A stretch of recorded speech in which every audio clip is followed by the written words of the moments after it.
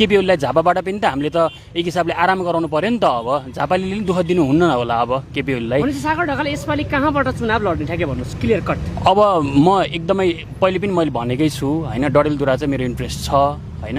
त्यो हुँदै गर्दाखेरि सबैसँग सल्लाह गरेर जानु पर्यो, नयाँ शक्तिसँग सल्लाह गर्नु पर्यो। म एक्लै मात्रै जितेर नि केही हुँदैन नि त होइन, सबैले जित्नु पर्यो। हामी अब फेरि 20-30 सिट 30-40 सिट मात्रै ल्याउने होइन कि, अब बहुमत सकिन्छ 2/3 नै ट्राई गर्ने हो, भएन नि बहुमत त ल्याउनु पर्यो नि त। भनेपछि सागर ढकाल एक्लै होइन, अब पार्टीगत रूपमा अगाडि बढ्नुहुन्छ राष्ट्रपति। अब हामी संस्थागत रूपमा मिलेर सबै केपी ओलीलाई झापाबाट पनि त हामीले त एक हिसाबले आराम गराउनु पर्यो नि त। अब झापाले पनि दुःख दिनु हुन्न होला अब केपी ओलीलाई। भनेपछि सागर ढकाल यसपालि कहाँबाट चुनाव लड्ने ठ्याक्कै भन्नुहोस् क्लियर कट। अब म एकदमै पहिले पनि मैले भनेकै छु होइन, डडेलधुरा चाहिँ मेरो इन्ट्रेस्ट छ होइन।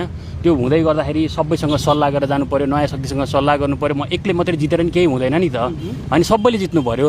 हामी अब फेरि 20-30 सिट 30-40 सिट मात्रै ल्याउने होइन कि, अब बहुमत सकिन्छ 2/3 नै ट्राई गर्ने हो, भएन नि बहुमत त ल्याउनु पर्यो नि त। भनेपछि सागर ढकाल एक्लै होइन, अब पार्टीगत रूपमा अगाडि बढ्नुहुन्छ राष्ट्रपति। अब हामी संस्थागत रूपमा मिलेर सबै